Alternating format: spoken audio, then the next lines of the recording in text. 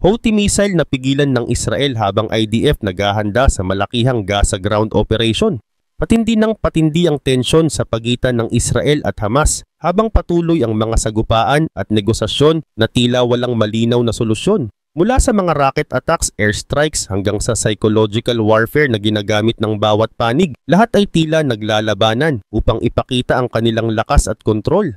Pero ano nga ba ang mga bagong estratehiya ng bawat kampo para maipakita ang kanilang kalamangan? At ano ang epekto ng mga military operations sa mga inosenteng sibilyan na naiipit sa gitna ng digmaan? Alamin natin sa video na ito ang mga pinakabagong balita tungkol sa mga pag-atake, negosasyon at ang mga taktika ng psychological warfare na ginagamit sa pagitan ng Israel at Hamas. Pero bago tayo magsimula ay baka pwedeng paki-like at subscribe ng video na ito. Malaking tulong at bagay na ito sa aming mga content creators. Maraming salamat po. Kaya naman simulan na natin.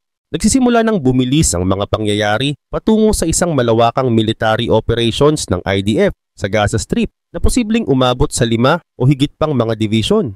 Habang patuloy ang mga hindi direktang negosasyon sa Hamas sa likod ng mga eksena upang maibalik ito sa usapan sa ilalim ng Witkoff Framework, ay naghahanda rin ng Israel na maglunsad ng mas matinding mga military actions kung sakaling hindi magtagumpay ang mga negosasyon. Sa kasalukuyang sitwasyon ay hindi pa rin nagiging epektibo ang mga military attack upang hikayatin ang Hamas na bumalik sa usapan. Kahit pa matapos ang isang operasyon sa nakalipas na 24 hours na nagdulot ng malaking pinsala sa isa sa pinakamahalagang asset ng Hamas, ay tila hindi pa rin ito nagbubunga ng anumang positibong resulta para sa mga nagpupumilit na bumalik sa usapan. Sa nagdaang 24 hours ay higit sa 100 pick-up trucks ng Hamas ang tinarget at winasak ng IDF at Shin Bet sa loob lamang ng ilang minuto. Ang mga trucks na ito ay madalas makita sa mga parada ng Hamas at ginagamit sa mga kidnapping operations noong October 7. Dahil sa mga pambobomba ay nagbigay ng babala ang Hamas sa mga residente ng Gaza na umiwas sa paggamit ng mga military vehicles. Ngunit sa kabila ng pagkatalo ay tanging 3 rocket lamang ang ipinakawala ng Hamas bilang tugon. Ang lahat ng ito ay matagumpay na nasabat ng mga air defense system ng Israel bago pa man makapasok ang mga ito sa airspace nito. Samantala, may mga ulat din na nagsasabing may ilang namatay sa Gaza Strip sa nakalipas na 24 na oras, kabilang ang isang teroristang kaalyado ni El Jasser. Ngunit hindi lamang ito ang problema ng Hamas ngayong linggo dahil nagbanta rin ng Egypt na paalisin ang mga Palestinian security prisoners na kanilang pinapanatili kung hindi aayusin ng Hamas ang kasunduan. Sagot naman ng Hamas, mayroon silang sariling plano at naglatag ng mga bagong kondisyon upang makipag-usap muli. Gayun din naman ginagamit din ng Hamas ang mga bihag na hawak nito bilang bargaining chip. Isang video ang inilabas noong Lunes kung saan makikita ang buhay ni Elkanah Babut at Isef Kaymuana na nagsasabing, sa mga pambobomba, nakita namin ang kamatayan sa harap ng aming mga mata. Ang taktikang ito ay isang malinaw na halimbawa ng psychological warfare na ginagamit ng Hamas upang takutin hindi lamang ang Israel kundi pati na rin ang buong Israeli community. Sa kabilang banda, may mga ulat na nagpapahiwatig ng ballistic missile na inilunsad mula Yemen na nagresulta sa pagpapatunog ng mga sirena sa buong Israel. Kasabay nito, nagkaroon din ng operasyon sa Yemen na nagdulot ng kalituhan sa mga puwersa ng Houthis. Sa hilagang bahagi naman ay isinara ng Lebanese Army ang 6 na illegal na tawiran sa Syria, habang ang commander ng anti-tank unit ng Hezbollah ay napatay sa isang Israeli strike. Ang pangyayaring ito ay nagdulot ng dagdag na kahihiyan at problema para sa Hezbollah. Sa katunayan ay patuloy din ng Israel sa pag-atake sa mga stockpiles ng armas na naiwan ng Assad regime sa iba't ibang military bases sa Syria. Sa Iran naman ay nawalan ng malaking pinagkukunan ng kita ang Ayatollah regime dahil sa pagtataksil ng isa sa kanilang most reliable ally. Patuloy din na ginagamit ng Iran ang kahinaan ng Iraq upang maiwasan ang mga sanctions laban sa kanila. Sa Gaza ay masaya ang mga intelligence at security ng Israel sa resulta ng mga unang pag-atake noong nakaraang linggo kung saan maraming terorista ang napatay.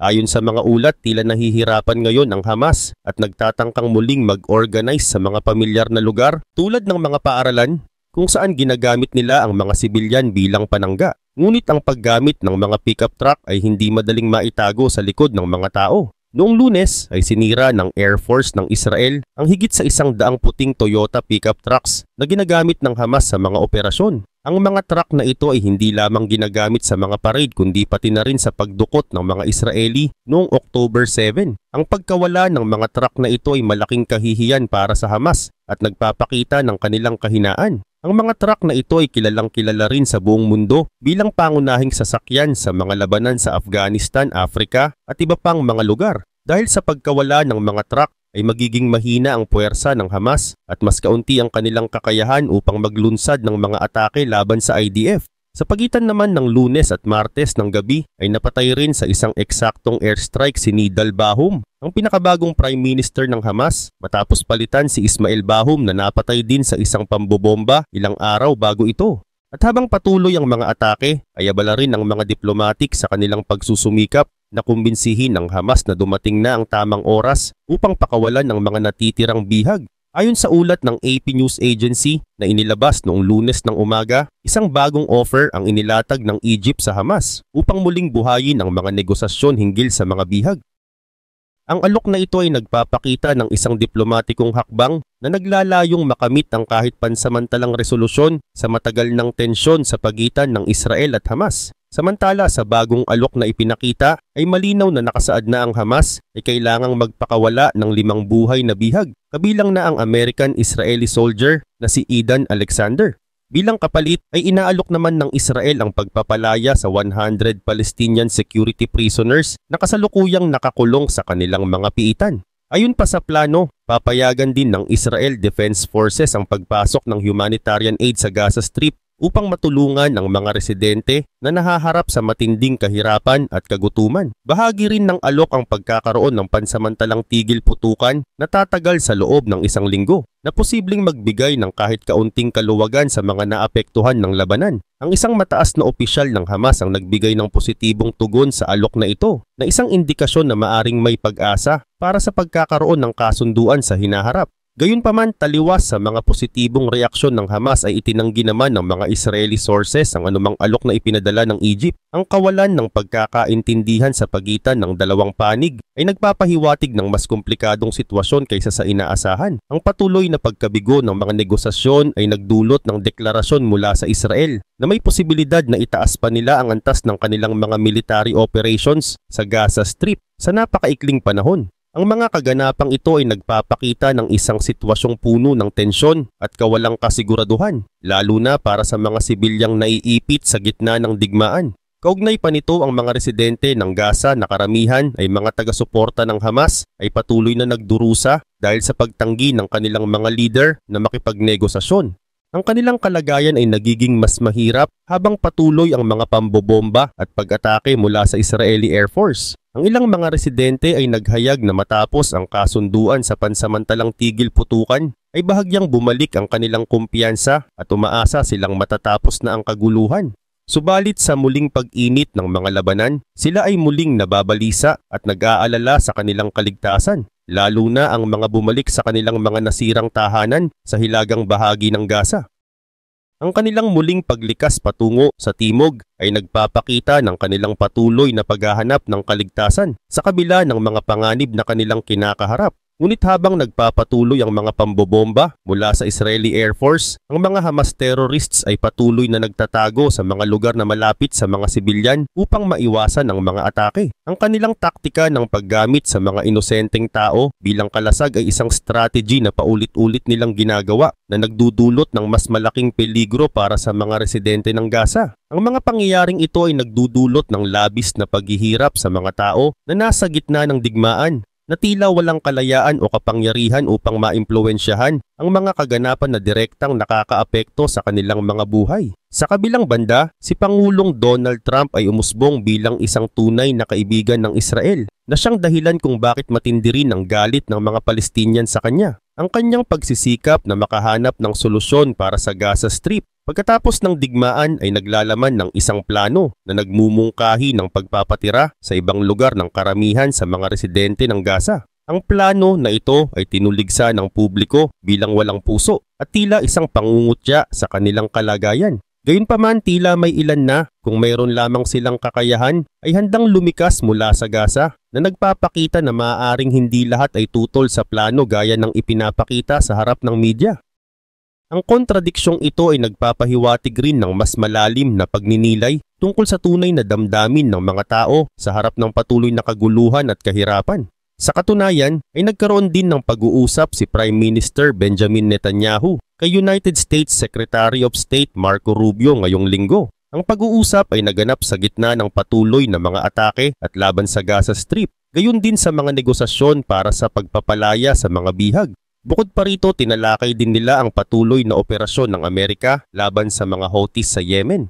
Ngayon naman ay tututukan natin ang sitwasyon sa hilagang bahagi kung saan matagumpay na napatay ng IDF ang commander ng anti-tank unit ng Hezbollah sa Lebanon. Sa mga ulat na lumabas kamakailan, napag-alaman na si Kassan Kalawi na mas kilala rin sa kanyang alias na Kaj Usma ay nagsilbing pinuno ng anti-tank unit ng Hezbollah na may malaking papel sa mga operasyon na nagdulot ng malawakang pagkasira at paglikha ng mga panganib sa mga komunidad na matatagpuan malapit sa hangganan ng Israel. Ang kanyang unit ay itinuturing na responsable sa mga serye ng mga pag-atake na isinagawa gamit ang mga anti-tank missiles na pinapaputok ng malapitan mula sa teritoryo ng Lebanon patungo sa Israel. Ang mga pag-ataking ito ay naganap sa nakalipas na 1.5 taon at dahil sa dalas ng mga ito, nagdulot ang mga ito ng malubhang pinsala at patuloy na panganib sa mga sibilyan at mga estrukturang nasa hangganan. At noong Sabado ay nagkaroon muli ng kaguluhan sa rehiyon nang may mga rocket na inilunsad mula sa parehong lugar sa Nabacha Governorate patungo sa Israel.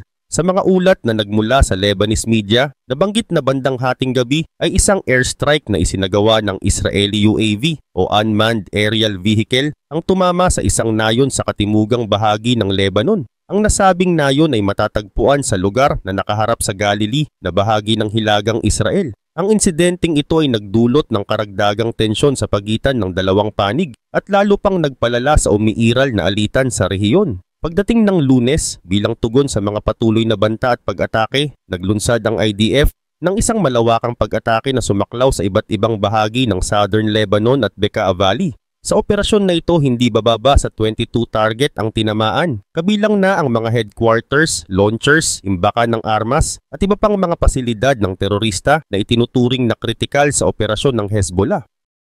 Bukod pa rito, iniulat na ilang mga operatiba rin ng Hezbollah ang napatay sa magkakasunod na atake na lalong nagpahina sa kanilang kakayahan na magsagawa ng mga karagdagang military operations. Subalit habang nagpapatuloy ang mga operasyon laban sa Hezbollah, ang grupo ay nahaharap rin sa mga problema mula sa loob ng Lebanon mismo. Noong linggo ay ipinahayag ng Lebanese National Army ang kanilang hakbang sa pagsasara ng 6 na ilegal na tawiran sa hilaga at silangan ng bansa. Ang pagsasara ng mga ilegal na tawiran ay bahagi ng kanilang mas malawak na kampanya laban sa ilegal na pagpasok at smuggling na nagiging dahilan ng patuloy na hindi pagkakaunawaan at kaguluhan sa bansa. Ang pagsasara ng mga tawiran na ito ay nagpapakita ng pagsisikap ng Lebanese National Army na kontrolin ang kanilang mga hangganan at labanan ang mga aktibidad na nagdudulot ng destabilization sa rehiyon. Kasabay nito, kamakailan lamang ay nagbigay ng pahayag si Lebanese Foreign Minister Youssef Raji kung saan kanyang binigyang diin ang pangangailangan na ipaalala sa lahat kung sino ang tunay na responsable sa mga malawakang pagkasira at kung sino ang nagdulot ng pagkamatay ng napakaraming tao.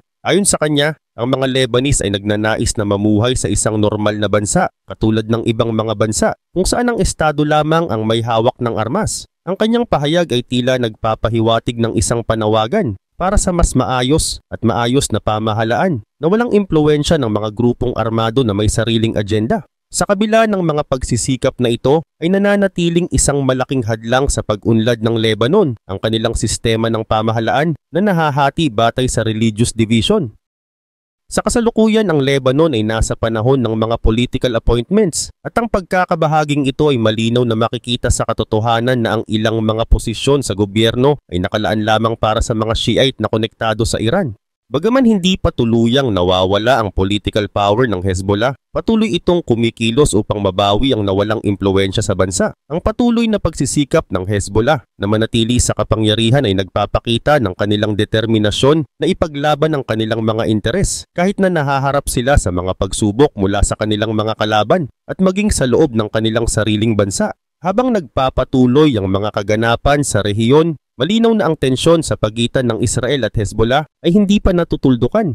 Ang mga pagsisikap ng IDF na pabagsakin ang mga kritikal na pasilidad ng Hezbollah ay naglalayong limitahan ang kanilang kakayahan na magsagawa ng mga pag-atake sa hinaharap. Subalit ang mga hakbang na ito ay malamang na magbunga ng karagdagang mga aksyon mula sa Hezbollah na maaring magresulta sa mas malawakang labanan. Sa gitna ng mga pangyayaring ito, patuloy ang mga awtoridad ng Lebanon sa kanilang mga pagsisikap na pigilan ang ilegal na pagpasok at smuggling upang mapanatili ang kaayusan sa bansa. Gayunpaman, ang pagkakaroon ng mga grupong armado na may sariling mga layunin ay nananatiling isang malaking hamon sa kanilang pagsisikap na magkaroon ng kapayapaan at seguridad. At habang patuloy na umuusad ang mga pangyayaring ito, walang katiyakan kung hanggang kailan magpapatuloy ang tensyon sa pagitan ng Israel at Hezbollah. Ang mga kasalukuyang hakbang na ginagawa ng IDF laban sa Hezbollah ay maaring magdulot ng pansamantalang kahinaan sa grupo. Ngunit malamang na hindi ito magiging sapat upang tuluyang mapigilan ang kanilang mga aktibidad. Ang sitwasyon sa Lebanon ay nananatiling komplikado at puno ng mga hamon na kailangang harapin, hindi lamang ng mga lider ng bansa, kundi pati na rin ng mga ordinaryong mamamayan na nagnanais ng kapayapaan at kaunlaran. Ngayon naman ay tunghayan natin kung paano kumikilos ang Revolutionary Guards ng Iran bilang isang terrorist organization. Noong Lunes ay nagbigay ng isang mahahalagang panayam ang Iraq's oil minister na si Hayyan Abdelghani sa mga local media portal at kinumpirma ng Reuters News Agency ang mga ulat na ito na naglalaman ng isang seryosong akusasyon laban sa Iran. Sa panayam na yon, diretsahan niyang inakusahan ng Iran ng paggamit ng mga peking dokumento na tila galing sa Iraq upang makapagpuslit ng langis. Ang kanyang mga pahayag ay nagbigay diin sa isang komplikadong usapin na nagdadala ng maraming tanong tungkol sa kaligtasan ng mga legal na proseso at kalakalan sa rehiyon. Nang tanungin siya kung mayroon siyang natanggap na mensahe mula sa Estados Unidos patungkol sa posibilidad ng pagpapataw ng parusa laban sa Iranian Oil Agency dahil sa di umano'y paglabag nito sa mga sanksyon, maingat niyang sinagot ang tanong at ipinaliwanag ang mga kaganapan. Ayon sa kanya, tinanong kami tungkol sa mga tanker na kinumpiska ng United States Navy na may dalang mga dokumentong Iraqi. At dagdag pa niya, ito ay mga Iranian tanker na gumagamit ng mga peking dokumento. Ang mga salitang ito ay nagbigay linaw sa mga ginawang hakbang ng Iran upang maisakatuparan ang kanilang mga layunin sa kabila ng mga ipinataw na sanksyon. Habang ipinapaliwanag pa niya ang kanilang natuklasan, nabanggit din niya na nalaman nila kalaunan na ang mga dokumentong ginamit ay peke. Isinalarawan niyang ang opisyal ng Iran na responsable sa mga oil tankers ay gumamit ng pineking mga dokumento upang maibenta ang langis sa mga international companies na tila nagpapanggap itong langis mula sa Iraq. Ang mga hakbang na ito ay nagdulot ng mas malalim na pag-aalala hindi lamang sa seguridad ng Iraq kundi maging sa kalakalan at politika sa rehiyon. Ayon pa sa ministro, ilinaw ng mga opisyal ng Iraq sa Estados Unidos ang mga detalye ng insidente at iginiit na wala silang kinalaman dito. Sa kabilang banda, tinanggap naman ng Estados Unidos ang paliwanag ng Iraq at sinikap na iwasan ang anumang kaugnayan sa kontrobersyang ito. Dapat ding tandaan na matapos ang pagbabanta ng Administrasyong Trump na ipataw ang mga sanksyon sa Iraq kung hindi nito puputulin ang ugnayang pangkalakalan at enerhiya nito sa Iran, naglabas ng ulat ang Saudi-owned news portal na Elabia noong Linggo ng gabi. Sa ulat na ito, isiniwalat ni Oil Minister Hayyan Abdelghani ang mga lihim na usapan sa pagitan ng Iraq at Estados Unidos patungkol sa mga pineking dokumento sa mga transaksyon ng langis ng Iran. Ang pagsisiwalat na ito ay nagbigay daan sa mas marami pang katanungan patungkol sa lawak ng impluwensya ng Iran sa kalakalan ng langis at ang paraan ng kanilang paggamit sa mga peking dokumento upang maipagpatuloy ang kanilang operasyon sa kabila ng mga sanksyon.